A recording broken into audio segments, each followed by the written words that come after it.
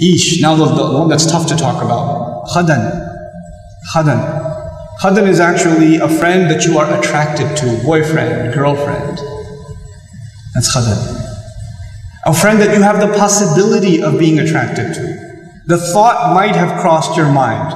Now you cannot prove for somebody that the thought has crossed their mind. But you know, we're just friends on Facebook. We just talk sometimes. He's just doing da'wah to me. I've heard all of it. I'm from the US. And it's not like it ain't happening here. I'm not blind. Okay? I'm really happy to be in a Muslim country, but I'm not blind. This stuff is going on. And you know what? Allah Azza wa Jal talks about this in the Quran directly. It's pretty cool that He does. Like you would think Quran only talks about really sacred things. And it doesn't talk about, like boyfriends and girlfriends, but it does. It does. When the ayat of marriage come up, Allah Azza wa Jal says, muhsanatin ghayra musafihatin wala muttakhidati akhdan. That when the women that should be qualified to get married, the kind of women men should try to marry are women that are muhsanat. You're bringing them into the protection of your family. You want to start a family with them. That's the first thing you look for in a girl when you want to get married. Is this the girl I want to have a family with? Would she be a good mother? Is she good to her own mother?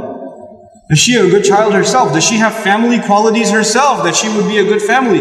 If you are rebelling against your parents and he's rebelling against his parents and you want to get married and all of that, well, you know what? It sounds like an Indian movie for a while, but eventually you know what's going to happen. You are going to have the most miserable life because you don't have the fundamental values of what it means to be in a family. What it means to be in a family. What it means to have loyalty to people that have raised you, that have taken care of you. You have this fluffy, stupid idea of what love means. First of all, stop watching Indian movies, for God's sake. Stop. Please. How many times can you watch people running around a tree? Enough. And it's gotten filthier and filthier and filthier. My God. I went to a restaurant not too long ago with my children in Seattle. Halal restaurant. We looked it up and it was a halal restaurant, so we went. And they're just, halal restaurant, for their entertainment, they got like Bollywood on. I literally had to turn my children around and myself turn around and, because it's so filthy. It's so disgusting. Like, how can that play in your homes? How can you have mothers and daughters and sisters and wives in your homes and have that in your home? That's disgusting. Stop it. It's not acceptable by any stretch of the imagination.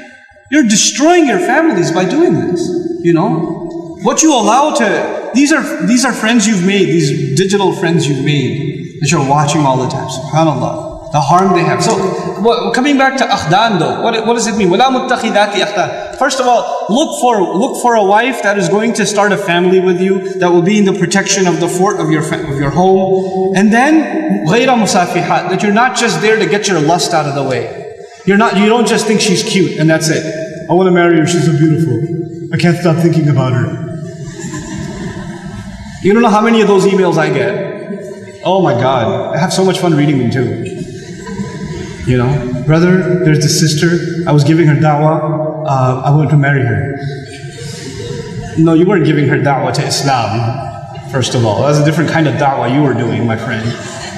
And let's be real. And then you want to marry her. Have you talked to your parents? No. They would kill me. Have you talked to her parents? No, astaghfirullah. I was like, then go to the store and buy yourself a baby bottle and suck on it. You're a baby, you can't talk to your parents, can't talk to her parents, then you're not a man. When you become a man, call me back. Until then, sit in a corner and cry. Come on.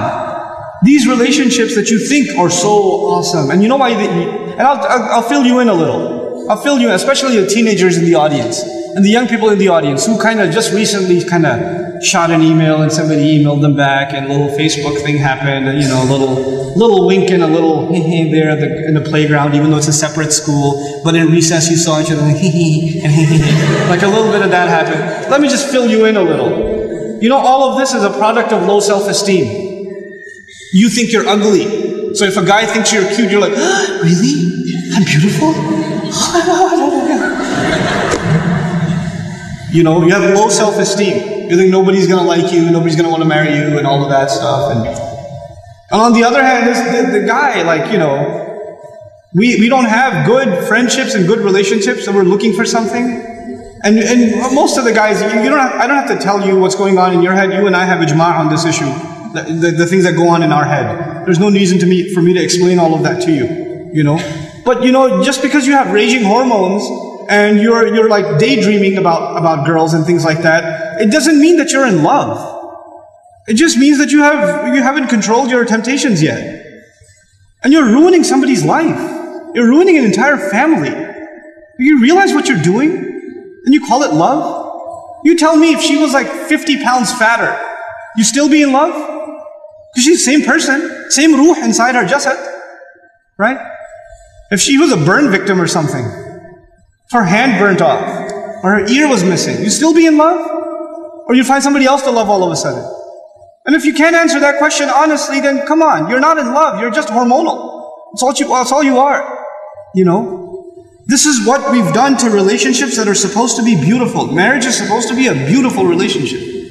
It's supposed to be a lifelong relationship. But because you're watching all of these models on TV and stupid, like, you know, women that are just throwing themselves at men and all this stuff, and you've developed this delusional concept of what it means to have love in your life. Delusional concept. Our deen came to free the world from this nonsense. To free it. Because we have a more mature understanding of what it means to have love in your life. You know, I'm not saying you shouldn't marry someone you like, you should. You should be attracted to your future spouse. All of those things are fine. But there's a decency that you have to exhibit before that. You know? And if you're okay with talking to a girl like that, you should be okay with somebody talking to your sister. You're okay with that too? Not if you have any ounce of decency left inside you. If you do, then, you know, this is how we have to end these things. And no, if you've been in that kind of relationship, or you're in one of those relationships right now, nobody knows. Only Allah knows and you know. Don't raise your hand, please. Right? But I'm saying, you're like, oh, after today's lecture, I have decided I no longer want to be your friend. You know, don't even write that, because even then you're looking for a response. You're kidding yourself. And then you're checking, did she write back? Yes, we should no longer be friends. And then you'll write back, you're right, we really shouldn't be friends anymore. And then she'll write back, yeah, never again. And then you're still doing it. Just stop, just cut it off. Just cut it off. It's not good for you. And guys, I've done a whole series on shame, so I won't repeat the whole thing because it took hours and hours and hours, but I will tell you this. It's okay to be attracted to a girl. Allah put that in you. You're not evil for finding a girl beautiful. It's not haram for you to feel that way. You have to control it though. You have to control yourself. Our deen teaches us self-control. And if you cannot exhibit self-control in one aspect of your life, you'll lose self-control in other aspects of your life. Same thing for you. Same thing for you. Control yourself. Control your giggle. Control your overly friendly demeanor in certain situations. Don't be oblivious to, don't say we're just friends, or he's like a brother to me. If he ain't your brother, he ain't your brother. That's it. That's it. Either he's your brother, you share a mom, or he's not. And that's the end of it. We're like friends, we're just friends. There's no such thing. Every time I talk about dumb Muslims, I get a list. We're just friends. Like that.